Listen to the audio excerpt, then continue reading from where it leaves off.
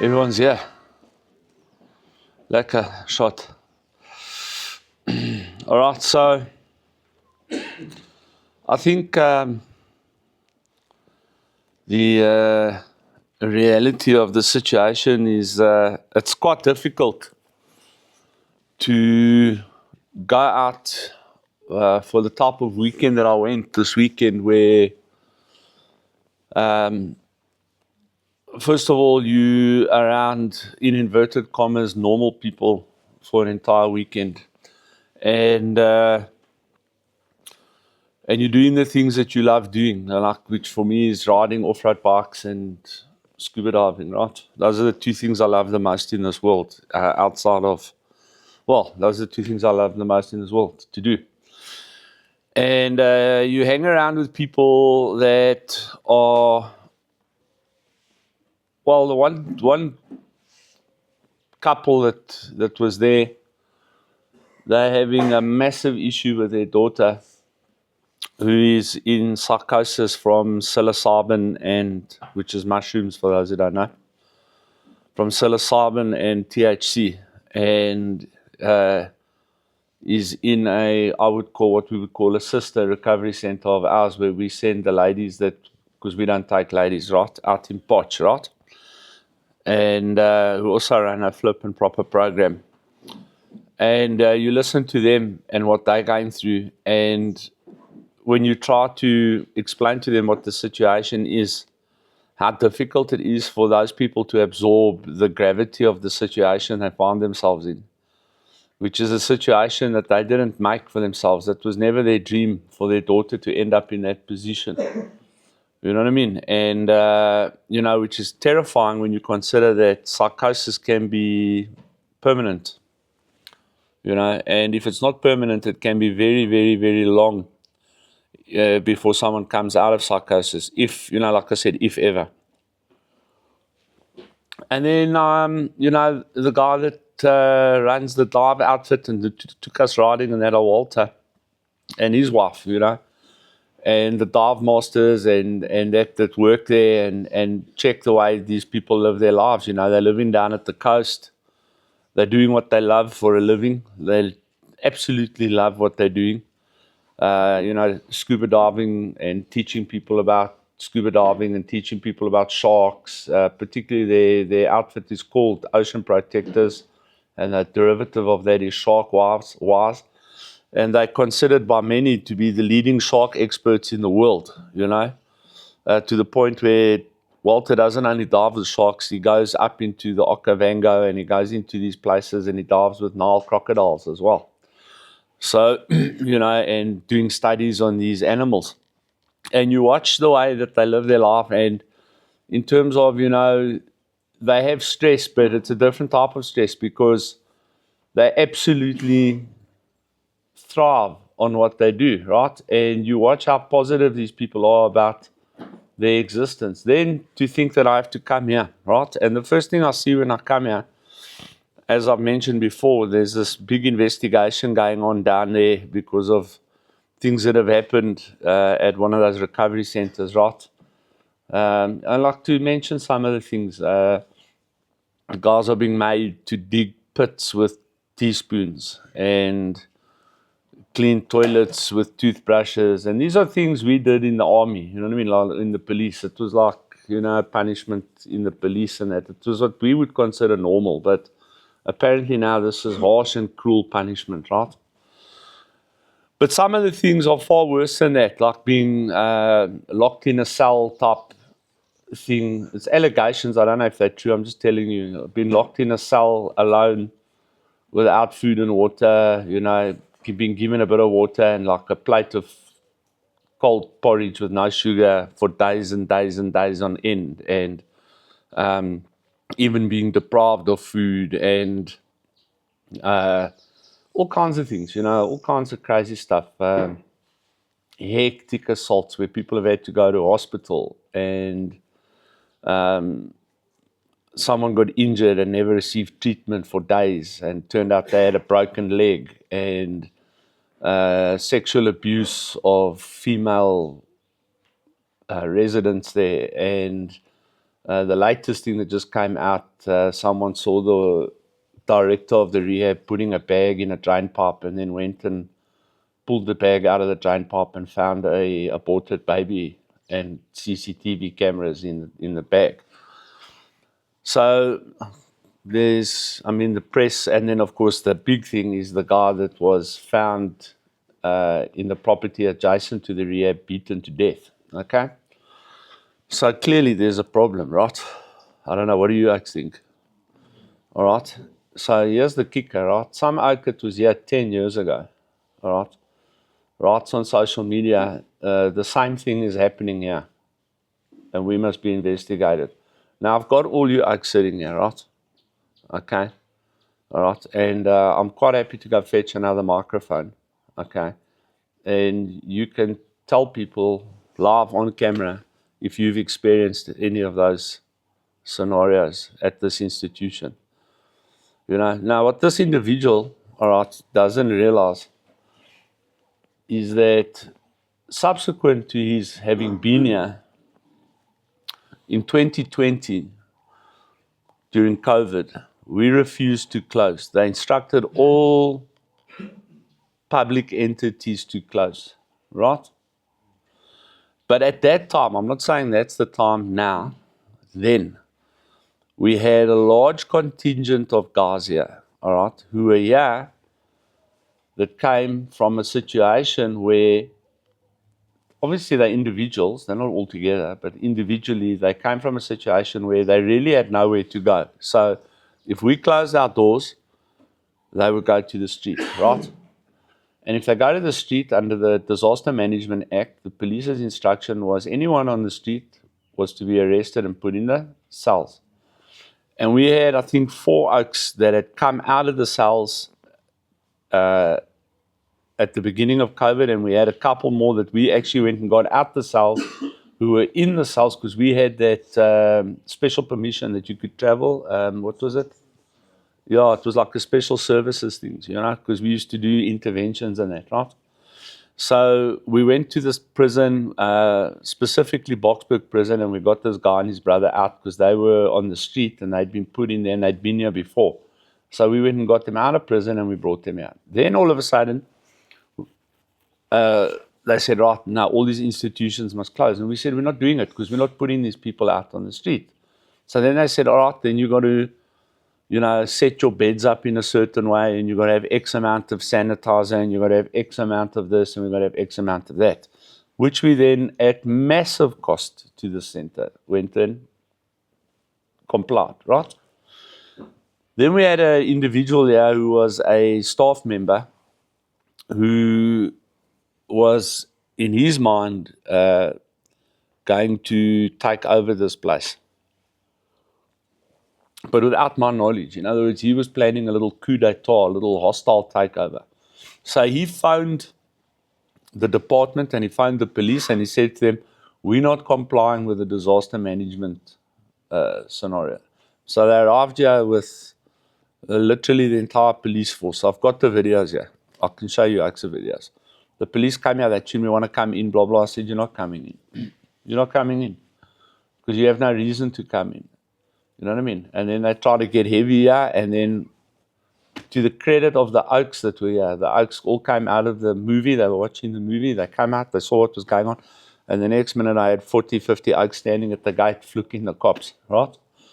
So the cops didn't want to engage because they were outnumbered, all right? So they vowed. But then what happened was, 3 weeks later, they came with a warrant from the High Court. And they tuned, this is a search warrant, and we come in to inspect this place. But they arrived with Special Investigation Unit, Department of Environment Affairs, Department of Labour, Social Development, the South African Attorney's Office, in other words, the state attorneys, 2 advocates, Mabut, journalists. Think of someone you can name that I haven't fit in. Department of Home Affairs came to see if we had any guys here that were from overseas that didn't have residence permits. There wasn't a department that wasn't Department of Health. SARS. There wasn't a department that wasn't represented. And they went through this place with a fine-tooth comb because another allegation that had been made, are you ready for this? Right? This is now addicts, but this is addicts now that are looking for a reason to take drugs, right? Another allegation that was made is that we had a dungeon here. And we were, like those old cartoons where you check the oaks hanging on the wall like that. That we were hanging oaks on the wall, and water torture and electroshock, and I don't know what all kinds of cuck we were doing. They had it in writing, but I wrote that. And they were looking for this dungeon, but and flip, and I thought, well, I even told them, I said, get a dog, but get a dog and see if you can sniff something out, because there's no such thing here. Like the most outlandish, these are clearly ideas that come from a mind that has been saturated with crystal methamphetamine, right? And they went through this place. And what we thought was going to turn out to be like the worst thing ever for us, right? This massive investigation, because we thought, because no one is perfect, but there's not a business in the world that if they come in and they go law by law on any business, all right, they will find stuff, right? And we thought, Bruce, this is because they had proper top level colonels here, but from special investigation units. Municipality, name it. And they went through this place, from the gate right through to the bottom, back, but they were here for 2 full days. And we got 3 minor labor law violations. That's it, that we had to correct within 30 days. They couldn't hammer us on the disaster management, they couldn't hammer us on the program, they couldn't hammer us on the nutrition, nothing. Everything was sweet. Right? And they left. Okay? And then I thought, your asses, and I tried to sue them. Okay? But on a technicality, my lawyer made a blunder on a technicality, and because of the technicality, the case was dismissed with costs, right? So, for all intents and purposes, I lost the suing part of it, right? And it cost a flippin' fortune, you know what I mean? Anyway, that was the investigation. That's now 5 years ago, right? Front to back, right? And even the departments realized that all the allegations are literally just bullshit, right? So they came shortly after that, probably 3 weeks after that investigation, they came and they gave us our renewal license, right? And they said, sorry about that. We have to act on information, blah, blah, blah, blah, blah. Plus, you didn't let the cops in. It looked suspicious, what. I said, if the cops had arrived with the right attitude, instead of trying to break their way in here like we're a bunch of criminals, okay, which to a fair extent most of us are, okay, but we've still got rights, but, phone us, tell us you're coming, tell us what time you're coming, no problem. But arrive here, 9 cars, but, when there's armed robberies and CRTs and all this type of cuck going on, and then come with this cuck attitude, you're going to meet resistance. And that's what happened. I said it wasn't necessary, but that it escalated to that because of the attitude of the police. Simple. Anyway, we're very sorry. We said also, we're very sorry. They even stole my phone, the cops. I was busy filming them and they stole my phone and they wouldn't give it back. And they booked it in as evidence, and they, on the thing that they were going to now come back on, which I'll explain to you now. Took me 1.5 years to get my phone back from the cops, right? So anyway, they came, they gave us the license. We're very sorry. We said, we're very sorry. We didn't want it to escalate like that there. And it's been happy days. They come here, they visit, they come here, they check, they come here, they do what they need to do. They check our books, they speak to some of the oaks if they feel they need to. They do their thing, you know what I mean? And we've been running beautiful, no problems, bro. Because we don't do that crazy shit here. We don't do it. Here's the oaks here. If anyone wants to argue with that, you're welcome to argue. It's going to be on camera. I'll still decide if I want to post it or not. But you're welcome to argue. I mean, you know what I mean? You're welcome to argue, We even go, as far as where oaks like Jeff came and he was battling because he came out of jail, he's got diabetes and all of that. You know, he was hungry all the time. There's been a couple of oaks that my wife has gone and out of her own pocket gone and bought oaks flipping supplementary food.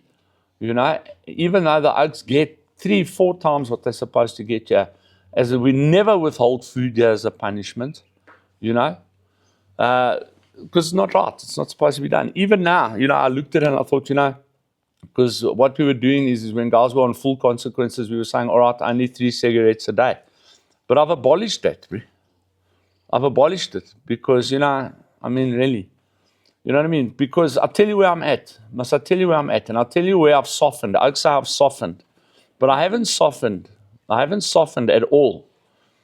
What has happened is that I've realized that your recovery is in your hands, bro. Your recovery is in your hands. You know, we were extremely disciplined when we started the center 16 years ago. You know, it was like this, right? And we've had incidents, yeah, with oaks. And it's crazy, is it's the oaks that we asked to leave here that have gone and opened these centers where these types of allegations are coming out now, right? But anyway, back to this individual. So this individual now writes, I must be investigated and the center must be investigated on a thread on social media, right? Now, and I'm saying this laughingly, they're welcome to come. They're welcome to come. But what he doesn't understand, this bright spark, okay, this guy who in 9 years still hasn't managed to get a job, is still living at home, and has thrown a university opportunity down the toilet and was recently arrested for shoplifting a pie.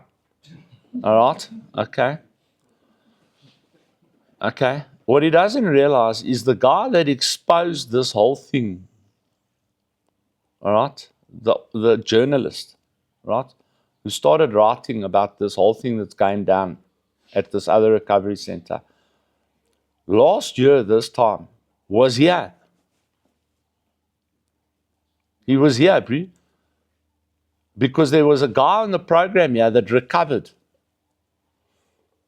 And that guy's brother-in-law is one of the top private investigators in the country who does work for major news publications, some of which you watch on TV, right? And some of what you read in the printed media, right? He's the PI, and this guy that recovered here is his brother-in-law, right? And he was having dinner with this journalist. And he said, yes, bro, I've just watched a miracle happen. And he told him about what happened here with his brother-in-law. So the guy phoned me, the journalist. He says, do you mind if I come around there and have a look and chat to the guys and chat to you? I said, bring it on. And he came here with his cameras and that. And he walked around and he spoke to the oaks and he spoke to me and he did an article. And he went and wrote the article. It's on the wall here in the passage, I think. Okay. And there's a picture of me standing at the sign outside, all right? And it says Johannesburg's narco warrior, right? And that article went national, right? So, and now this out on the thread is telling that same journalist to come here and do an investigation. This is how deluded addiction is, man. You know, and I'm talking about a top news outlet. I'm not talking about some small local rag newspaper. I'm talking about a national newspaper this guy writes for. And he writes for, and he does investigative journalism for the biggest, for carte blanche. He was here. So sorry for you, but you're number 2. You should have woken up earlier, bro, you know. And I want to say it. They're welcome to come here. They're welcome to come here, bro. I've got nothing to hide here. You know, I'm at a place in my life, right? And this is where I'm at. And I want you oaks to hear me clearly. It's not a threat and it's not a manipulation. I'm here, bro. If they came in here and said, oh no, his hair isn't cut right, we're closing the place down. I'm just making fun of it, all right? Okay? We're closing it down because this oak hasn't had a haircut, right? Whatever it is, bro. because he's got a black jacket on. Whatever story they make up, right? Or find. Okay, and they say, you must close. Please understand the massive favor they'll be doing me. Because let me tell you, that's why I started the way I started this conversation. When you've been out there and realized how normal people are living their lives and how passionate people that are passionate about what they do are living their lives. I'm passionate about this, don't get me wrong. Otherwise, you wouldn't be able to continue doing this. But to continually have to fight with people who are non-functional in order to try and get them to a place of functionality while they're throwing hand grenades at you is starting to become tedious and tiresome. You know? You guys remember Mark, eh? Remember I told you what was going on before I left, that he was trying to get back here. Remember? Get home last night, my wife tunes me. He now found some social worker, and the social worker phoned my wife and is almost demanding we must take him back. And we said, absolutely, unequivocally, no. And why not? Yeah, but he's on the streets and he could have it out. My wife said to them, put him into a state recovery center. No, he can't get into a state recovery center because he's lost his ID and he doesn't have an ID number and da-da-da. My wife said, well, you know, I'm sorry. And she laid it out like I'm going to lay it out. This is where you guys are going to understand something about me, as the director of this institution, right? Okay? If I tell you something, all right, about your situation as it relates to your addiction and walking with winners. So if I say to you, like I said to this guy, you abscond, let's say, right? You phone us, or your parents phone us, say, please take him back. We'll say, cool, no problem, bring him, right? You come back. Understand that, first of all, your program starts over from day one. Okay, let's just understand that, all right? Okay, that's how it works at any recovery center on planet Earth, and it works the same here, all right? You can't abscond from, let's say, one of the top rehabs in the city, Houghton House, and they're one of the top rehabs. You know, I respect those experts, you know? They're very expensive, but they deal with a different market that we deal with, okay? Which is fine. People are prepared to pay that money. It's not my indaba. You understand what I'm saying? It's just that there's a lot of people that can't afford that type of recovery, right? Which is the same program, except it's without God, okay? And you've got menus and fat TVs in your room and big swimming pools, and you can laze around all day, right? But you're going to pay for that. Approximately, I would guess, about 80 grand a month, right? Yeah, my butt. Or 80 grand for 6 weeks, or whatever it is, right? I'm not even sure anymore. You know what I mean? I don't want to make a claim that I'm not sure of. But if you abscond and you come back 3-4 days later, as far as I know, they can correct me, but most recovery centers that I know of, I don't know if Houghton House is one of them, all right? Okay? If they see this, they can correct me and tell us what their policy is, right? But every rehab I've ever been to, as an addict, I've watched guys abscond. When they come back, first of all, you must pay again because you've violated the first contract, you've broken that contract, and now you enter into a new contract, right? Okay? So if you, let's say, paid 80 grand, right? And you left after, like most people will give you a couple days grace, okay? But let's say you were there 2.5 or 3 weeks, okay?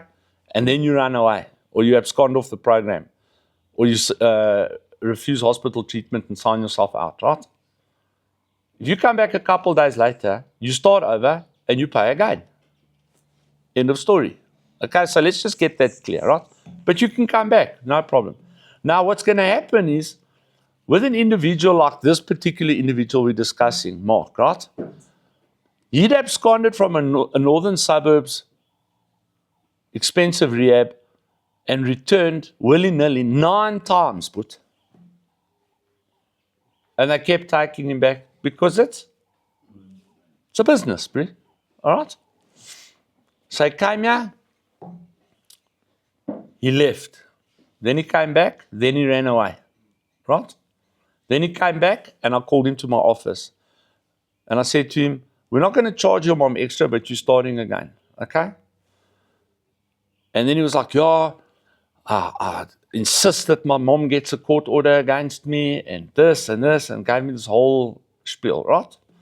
I said, that's between your mom and the courts and the social. If the court order arrives here, then different story, right? Then we will enforce the court order. But Mark, I'm saying to you, we are not going to operate like that recovery center that you went to 9 times. If you abscond from here again, you are never ever setting your foot back in this place. Do you understand?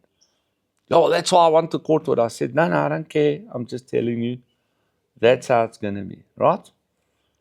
Then he ran away, and I don't know what happened, but he found his way back here. I don't know if someone caught him, what happened. One of the Oaks caught him, right? Brought him back here, right? Not to force him to stay here. Took him straight to Chris's office, filled in his forms. I'm leaving. And he was told again, this is it. Think nicely. No. Now I would have still taken him back until I got the message of what he said in the car on the way to drop him off where he asked to be dropped off, which was at Southgate, right? The message that he told the guys in the car, right, was that since he got back, he's been planning this. So in words, everything that he'd said to everybody here was just a lie and bullshit. And that was it. And that's where I made my final decision, and I said that I will never come back here. All right? Now he's begging to come back here and can't understand why we won't take him back, because everywhere else has always gone back on their word. Now I want you to hear this from me. If I tell you something like that, understand that I mean it.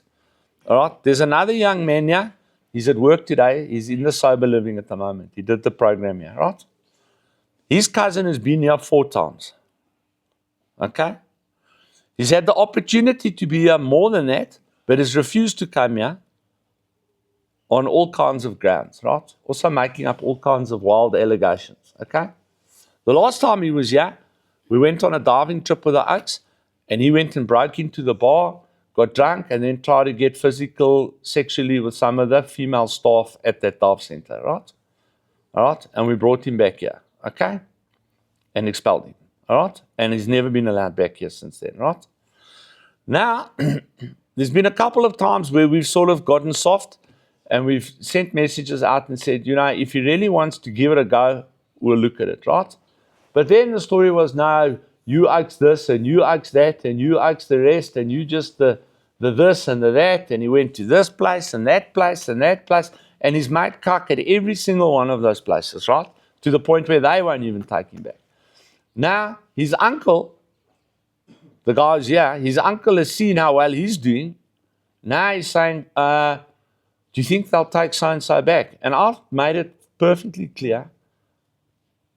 Absolutely not. Why? Because when we gave you the opportunity, we were not good enough. You had all the plans. Those plans have all failed to the point where he's even spent a couple of years in jail. All right? Now you see your nephew's doing great, and you want to send him back here. Now, I'll tell you why his nephew's doing great. Why is his nephew doing great and he's not doing great? Or his son is not doing great? Because his nephew has made a decision to change his life. And that decision has been based on the fact that the family will no longer enable and support his addiction. And he realizes that if he doesn't get his shit together, he's going to lose everything prospectively that he would have received through the family businesses if he stays on drugs. And he's making his best effort. Now, out like that, even if he were to swerve, we would intervene and try to get him back on track, right? To try and continue in the process. Because he's definitely trying. You with me? Now me, when I see an oak is trying, I'll go to the moon and back for an oak like that. Absolutely. But when an oak is here taking the piss, I'm also not going to be the guy that gets into trouble for trying to punish a person into their recovery. I'm not doing it, but the little punishments you get here is just to keep law and order in this place.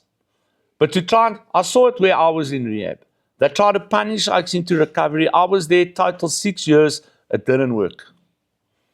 I went to another recovery center where it was the complete opposite of that heavy military thing. It was like anything goes. You know, if you don't want to go graft, you don't go graft. If you don't want to go to class, you don't go to class. If you don't want to, whatever it is, you just, you know, it's up to you. Drugs were coming in there because there was a sober living on the same property.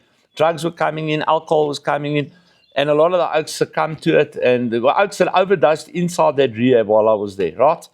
And I made a choice. I woke up one morning, the first day I was there, I'll be dead honest with you. I tuned me, hey, how's it? Welcome. I tuned lekker. Tunes, come with me.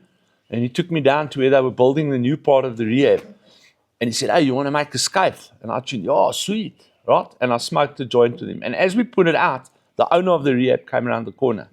And he was like, you oaks are smoking weed, Jap. And we're like, no, you know what I mean?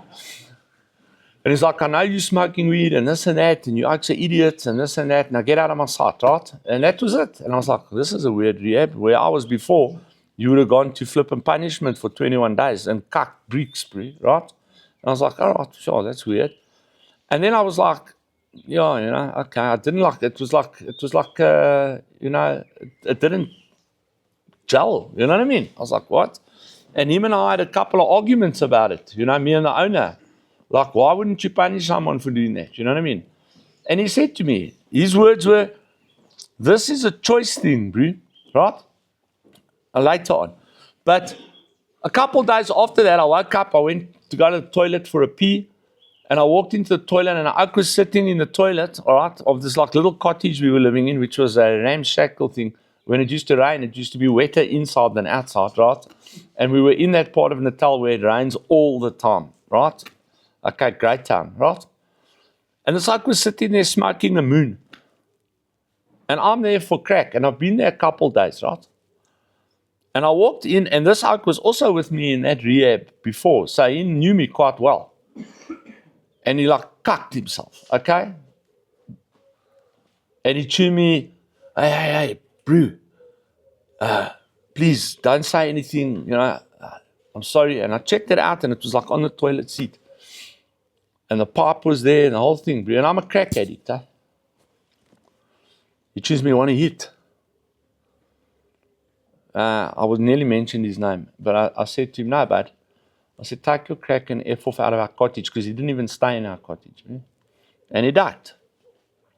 And of course, I didn't sleep very well that night. And then I went and I went to I didn't mention his name, but I went to the owner of the rehab and I said, listen, I can't recover in a place like this, but I said, I might as well try and recover on the street with this going on. And then he gave me this whole story about choice, right? About the choices you have to make. And I said to him, you can't run a recovery center where people are trying to separate themselves from the drugs. And the drugs are flowing in the recovery center worse than on the street, and then talk to people about choice. If it was so easy to make a choice, we wouldn't need to be here. You understand? And I'll still maintain that. That's why I don't allow that here. I don't allow that type of thing here. All right? But he also has a point at the same time. So we separate you from the hardcore drugs, right? Which is all drugs, right? We allow you cigarettes and we allow you vapes and that because we don't want to make it overwhelmingly difficult because most addicts smoke, all right? So we give you at least that just to sort of try and, it doesn't really do this, but in your mind it does calm your nerves, right? But ultimately, my job here is not to fight with you to change. That's not my job here. That's not my staff's job here. When you come here, even if you're under a court order or a prison thing or a diversion is to try and rock you into the mindset of understanding I need to do this. That's what it's for. And then when you rocked into that mindset of I need to do this, our job is to facilitate you doing what you already know you need to do. This story of us begging and fighting and arguing with you to try and make you understand why you need to change is not, and it's the strangest thing because we spend 80% of our time doing that.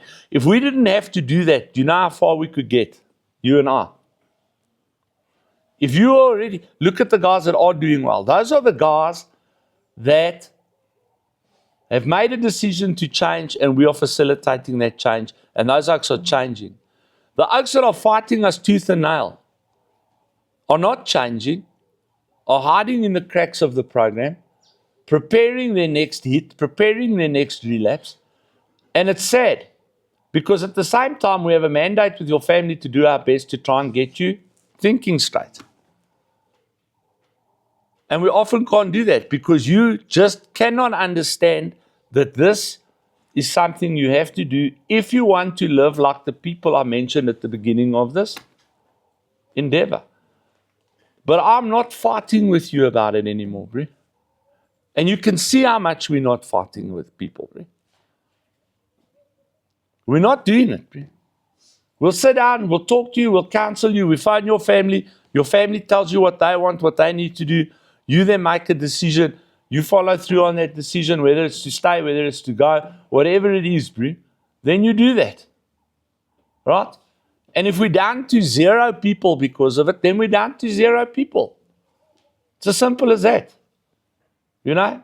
And we wait for one oak to come and then another oak to come and another oak to come. Our days of chasing numbers in this recovery center ended 10 years ago. It ended 10 years ago. If people here are not in a mindset of they need to change, I promise you, not long from now, life itself, in terms of their addiction, will take them to that place.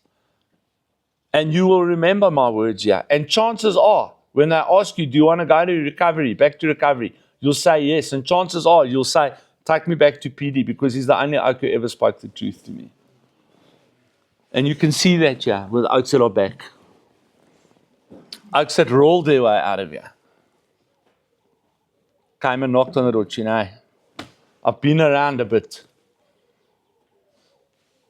You were right all along. You know what I mean? And those oaks, check them. They're coming right, but they're coming right.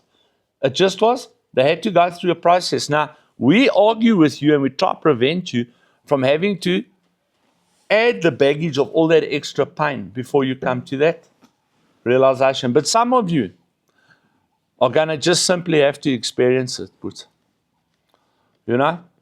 And that's why I say, that's what's tiring me out. You know, is constantly having to defend ourselves.